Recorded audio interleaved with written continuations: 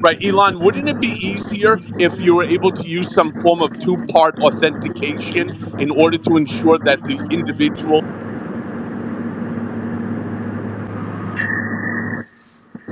You've dropped Elon, out, Ian. You've dropped out, Elon, Michael. Oh, you're back. Yeah, go ahead. yeah, Elon, would it not be easier to just use some form of two-part authentication to ensure that the individual is who they say they are? Yes. Now that so this is part of what's the game plan with the sort of blue verified thing is that right now there are problems on many levels. It's too cheap to have a bot. So and even a troll like it's not just that somebody's operating a bunch of uh, you know 10,000 instances um, of Twitter accounts in a bank of PCs.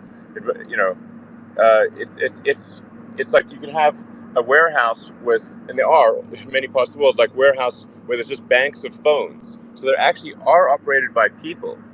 Um, the, the, the, the challenge right now, so the challenge is actually, you have to make it more expensive uh, to have bots and trolls.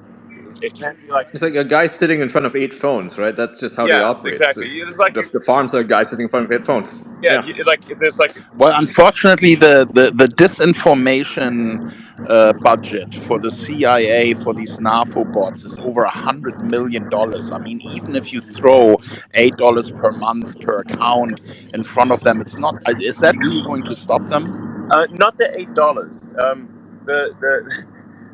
If it was purely a question, then I think they could overcome a budget challenge, but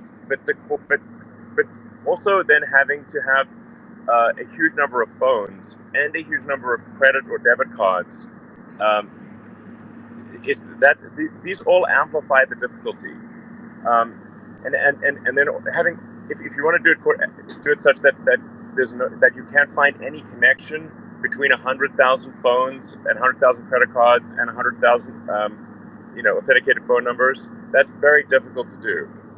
Just the logistical difficulty of that is extremely high. And, So it's more like you need to process some amount of money through the payment system in order to piggyback off the authentication of the payment system. So $8 is kind of like a random number, obviously.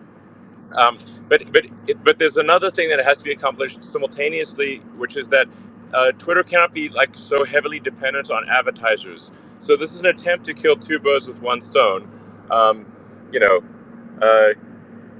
Which is build a source of revenue that is not advertiser dependent, so the advertisers do not have too much sway over what happens on Twitter, and also use the payment system as an additional means of identifying and stopping large-scale manipulation of the system.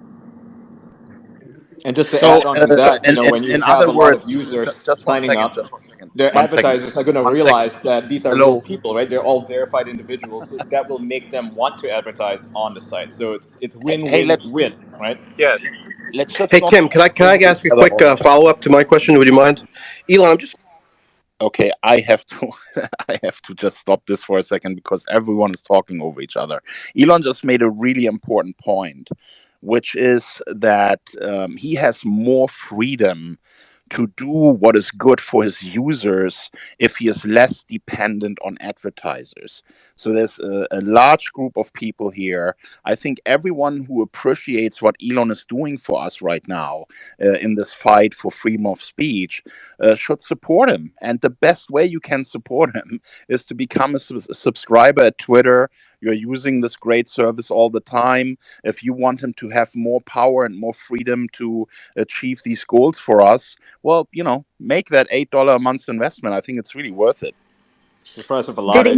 Did Elon already say when he plans to reinstate the verification, the $8 verification process? Yeah, Elon, you're muted. Elon, you're Just in muted. Yeah, I was case. going to tell you because Kim muted everyone. Sorry, it seems to sometimes mute me, I guess. Yeah, so I think we're probably about a week away. Maybe basically this coming week we should be able to restart the verification process. Will it be global or is it just the US still? Um,